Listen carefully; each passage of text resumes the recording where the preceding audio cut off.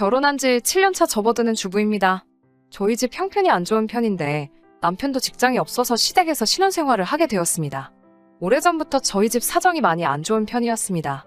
어린 시절에 아버지를 사고로 잃게 되었고 홀어머니 몸으로 자식들 뒷바라지를 혼자서 하셔야 했던 어머니는 일하다가 사고를 당하셔서 몸이 불편한 상황이었습니다. 기초생활수급비를 받기 위해서 저는 고등학교를 졸업하는 순간부터 세대 분리를 해야 했습니다.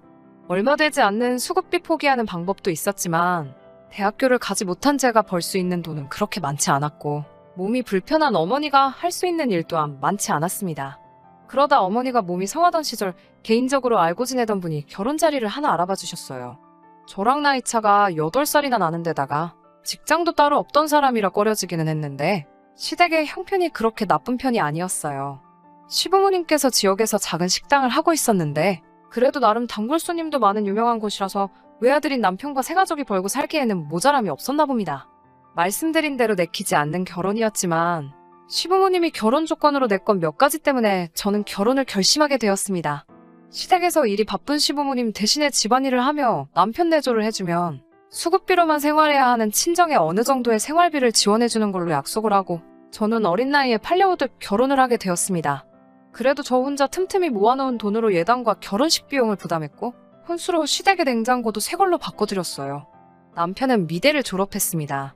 순수미술 전공해서 취직을 할 수 있을 만한 곳이 많지 않잖아요? 거기에 자기의 꿈을 포기 못한 남편은 죽이 되든 밥이 되든 미술로 성공을 하고 싶어 했습니다. 그래서 결혼했을 당시에는 남편이 직장이 없었습니다. 연애를 생략한 결혼이었기 때문에 남편이란 사람을 잘 모르는 상황인지라 처음에는 걱정이 많이 되었어요. 그래도 결혼하고 얼마 안 있어서 남편은 직장을 구했고 성실하게 회사에 출근했습니다. 시부모님께서도 결혼하고 나서 제 덕에 남편이 정신을 차렸다 하시며 좋아하셨어요. 같이 살긴 했지만 서로를 잘 몰랐던 터라 백수였던 부분이 많이 걱정이 되었지만 저한테도 참 잘했고 직장을 구한 뒤에는 약속한 대로 친정의 생활비를 지원해주기 시작했어요. 결혼하게 되면서 급하게 구한 직장이다 보니 월급이 얼마 되지 않아서 친정에 지원해주는 생활비는 한 달에 30만 원 정도로 많은 편은 아니었습니다. 애초에 친정에 생활비를 지원해주는 건 시부모님이 해주시기로 한 약속이었는데 결혼하고 나서 첫 달만 생활비조로 50만 원을 주셨어요. 그마저도 남편이 취직을 하게 되면서부터는 저희가 앞으로 독립할 자금을 모아주신다며 시부모님이 지원해주시던 돈은 끊어지게 되었습니다. 제가 결혼 전에 어머니와 가족들에게 보내던 돈이 달에 80만 원 정도 되었기 때문에 따지고 보면 제가 결혼하고 나서 저희 가족에게 주던 돈은 훨씬 줄어든 거나 마찬가지였어요. 저는 시부모님을 모시며 내조를 해야 한다는 이유로 그나마 다니고 있던 직장마저 그만두어야 했기 때문에 저의 가족들은 오히려 제가 결혼하기 전보다 상황이 어려워졌습니다. 솔직히 계산상 맞지는 않았지만 언젠가는 저희도 시부모님을 떠나 독립을 해야 했고 친정에 지원을 해주지 않는 대신에 저희를 위해 돈을 모아주시는 부분이니 최대한 이해하려고 노력했습니다. 남편이 벌어서 보내주던 돈도 아직도 혼자서 동생들 돌봐야 하는 홀어머니한테 큰 도움이 되리라 믿었고 남편이 회사 생활을 하며 월급이 오르면 그만큼을 더 저희 집에 지원해준다는 말을 굳게 믿었습니다. 그런데 취직을 하고 1년이 지날 때쯤부터 남편이 아직 철이 없는 사람이라는 느낌이 들기 시작했어요. 저보다 8살이나 많은데 생각하는 건 완전 어린애 같았습니다. 하고 싶지 않은 직장을 구해 억지로 하고 있는 걸 알았기에 퇴근하고 온 남편 힘내라는 의미로 응원을 해주고 싶었어요. 제가 할 수 있는 건 위로의 한마디뿐이었지만 제가 늘 고마워하고 있고 응원한다는 마음을 전해주기 위해 퇴근한 남편의 어깨를 주물러주면서 우리 남편 일이 힘들어서 어째? 나 때문에 고생이 많아. 지금도 고생하는 거 알고 있지만 앞으로의 미래를 위해 지금처럼 계속 힘내줘. 라고 따뜻한 말 한마디를 건넨 적이 있어요. 돌아온 남편의 반응은 제 예상을 훨씬 넘어서는 대답이었습니다. 그래도 우리 서로 잘 되자고 하는 일인데 열심히 해야지 라는 대답을 기대했던 건 제 욕심이었나 봅니다. 남편은 그러게 너 때문에 이게 다 뭐냐? 진짜 결혼 괜히 한 것 같다. 라고 말하며 자기는 화가가 되는 걸 포기할 생각이 없고 앞으로도 유명해지려면 꾸준하게 작품 활동을 해야 하는데 회사 때문에 시간이 나질 않아 정말 걱정이라고 하더라고요. 결혼하고 나서 시부모님 모시며 저는 집안 살림을 하고 있는 게 남편의 눈에는 제가 집에서 놀고만 있고 자기 혼자서 외벌이를 하고 있다는 게 공평하지 않다는 생각을 했나 봅니다. 그날 이후로 저는 퇴근한 남편에게 이런 식의 따뜻한 말 한마디를 건네본 적이 없어요. 좋은 이야기 들을 것도 없고 저 때문에 자기가 자신의 미래를 포기했다는 식의 대답을 들으면 저도 그게 마음에 부담이 되었거든요. 그러다 언젠가는 저희 어머니한테 보내줘야 할 생활비를 보내주지 않았더군요. 동생들 등록금 때문에 지출이 크던 상황이었던지라 푼돈이기는 하지만 그 돈이 필요하던 상황이었습니다. 기다리다 못해 제가 먼저 남편에게 친정의 생활비를 언제쯤 보내줄 수 있느냐고 물어봤어요. 그런 남편은 저에게 집안일 하는 게 뭐가 그렇게 벼슬이라고 그걸 가지고 부담을 줘. 너 놀 만큼 놀았잖아. 내가 왜 너네 집 생활비까지 벌어야 돼? 사지말쩡한데 니네 집 생활비는 네가 벌어다 주는 게 맞지 않아? 라고 말하더라고요. 그 주말에 남편은 시부모님을 불러 모아 저를 앞에다 두고 이렇게 이야기하더군요. 얘 집에서 하는 것도 없는데 최저시급만 주고 엄마 식당에서 데려다 갔어. 내가 번 돈으로 친정에 돈 주는 걸 당연하게 생각하는 꼬라지 보고 있으면 정말 회사 열심히 다녀보고 싶은 마음조차 사라져. 라고 하더군요. 시부모님도 그러면 안 되지. 우리 아들이 얼마나 힘들게 돈을 벌고 있는데 친정으로 돈을 빼돌리게 둘 수는 없지. 라고 장단을 맞춰주시더라고요. 결혼 생활 6년간 새벽 일찍부터 출근하는 시부모님 아침 챙겨드리고 그때부터 청소며 빨래며 집안일 하고 있으면 늦지막히 일어나 출근하는 남편 아침밥까지 매일같이 아침상만 2번을 준비해야 했습니다. 남편 출근시켜놓고 집안일 해놓고 있으면 점심 장사 끝나고 돌아오신 시부모님 식사 준비를 해야 했어요. 워낙 깔끔한 걸 좋아하신다는 시어머니는 하루 종일 쓸고 닦고 한 집안 구석구석을 검사하듯 돌아다니며 먼지 한 톨이라도 눈에 보이면 그걸 가지고 저한테 살림을 왜 이렇게 못하냐며 구박을 하셨습니다. 아직 배우려면 한참 멀었다고 하시면서요.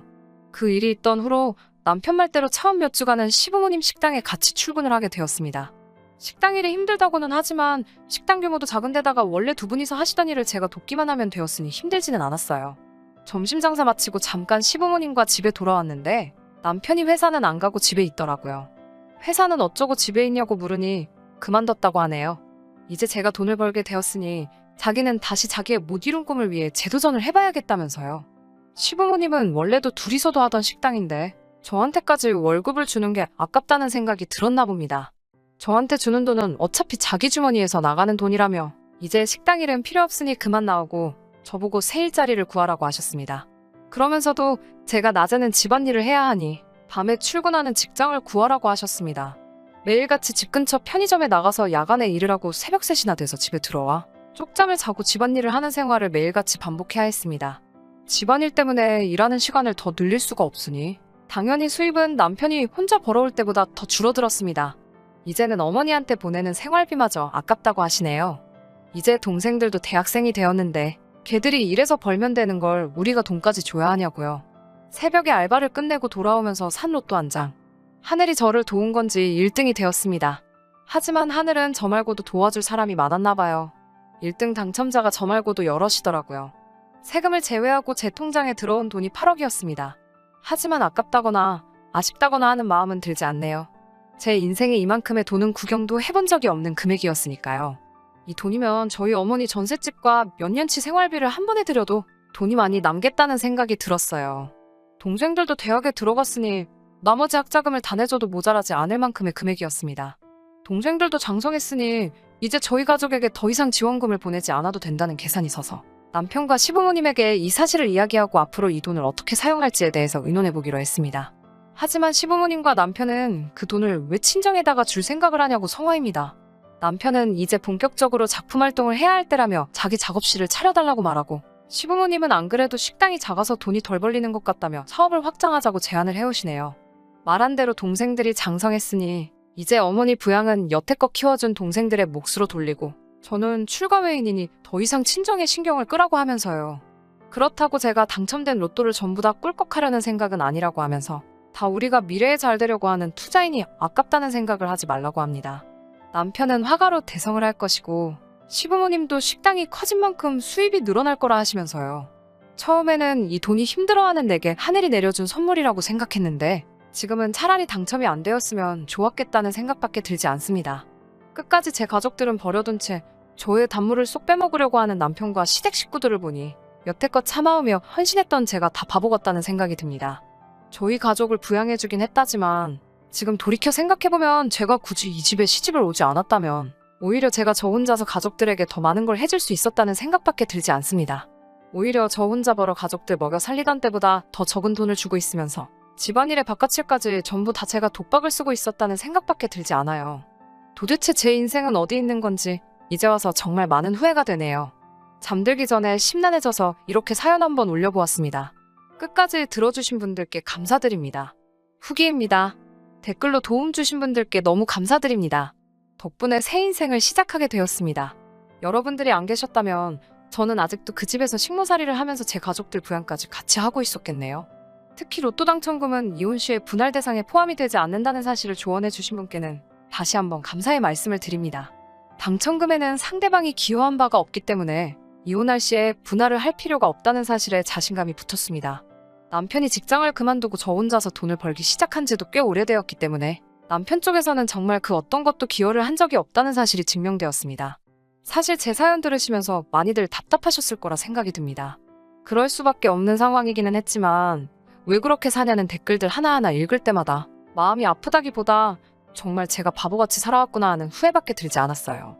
다른 분들 말 맞다나 제 수중에 돈이 생기니 믿는 구석이 있어서 그러는 거라며 저를 욕하신 분들도 더러 계셨지만 제가 시집오고 나서 처음으로 갖게 된 주도권을 놓치고 싶은 생각은 없었습니다. 남편을 포함한 시가족들을 불러 모아 당첨금으로 자기들이 원하는 걸 해주겠다는 대답 대신 이혼하겠다는 말을 건넸습니다. 예상한 대로 대번에 여태껏 결혼 생활하면서 자기들이 우리 어머니께 준 지원금 이야기를 꺼내며 저를 오히려 은혜도 모르는 배은망덕한 사람으로 몰아가더라고요. 시부모님께는 저희 미래를 위해 모아두셨다는 그 돈, 저는 한 푼도 받지 않을 것이다. 여태까지 남편의 월급과 제가 벌어 저희 부모님께 드린 돈을 다 합치더라도 그 돈보다는 액수가 많지 않을 것 아니냐라고 되물으니 그 부분에 대해서는 꿀먹은 벙어리 마냥 아무 말도 못 하시더군요. 남편은 언제 그렇게 애처가가 되었는지 제가 이혼 서류를 내미는 게 다 시부모님 탓이라며 말도 안 되는 억지를 부리더라고요.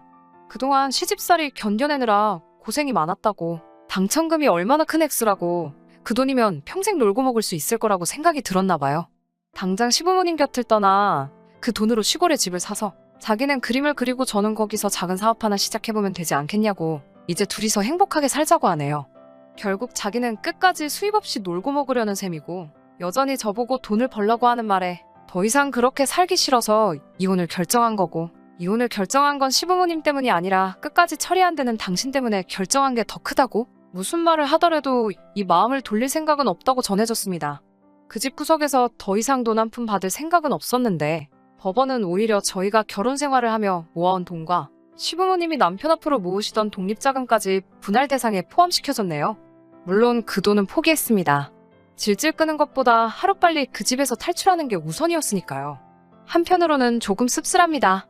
이혼을 하면서도 저희 어머니는 수급비 걱정을 하시며 제가 이혼하는 걸 못마땅하게 생각하셨어요. 제가 돌아오면 수급비가 끊긴다고 하는 말이시죠. 동생들이 여태까지 제가 희생해왔으니 이제 제 인생을 살으라면서 응원해줘. 지금은 혼자서 살고 있습니다. 이 당첨금이 저의 평생을 보장해줄 거란 생각을 하지는 않습니다. 이 돈을 미천으로 무언가 시작을 해야겠지요. 일단은 지금의 여유를 좀 더 즐기고 천천히 생각해보려고 합니다. 여태껏 살아오면서 상황이 여의치 않아 포기해야만 했던 것들 조금이나마 누려보고 그리고 다시 새로운 인생 살아볼 계획이에요. 앞으로 제 인생에 좋은 날 있기만을 기도해주시고 혹시나 사연 들으시는 분들 중에 저 같은 상황에 처하신 분이 계시다면 끝까지 포기하지 말고 언젠가 찾아올 기회를 위해 새로운 준비를 하시는 게 어떨까 하는 말을 끝으로 제 사연은 여기서 이만 줄이도록 하겠습니다. 끝까지 들어주셔서 감사합니다. 오늘의 사연은 여기까지입니다.